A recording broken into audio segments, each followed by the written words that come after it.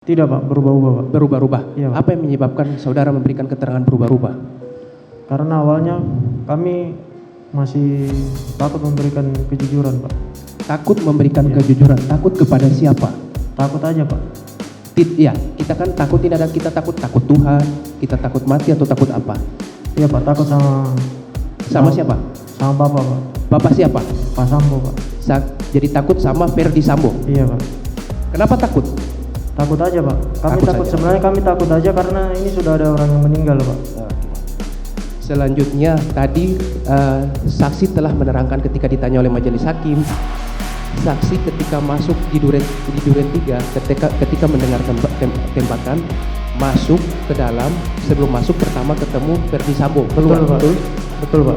Masuk lagi ke dalam, terdakwa bertemu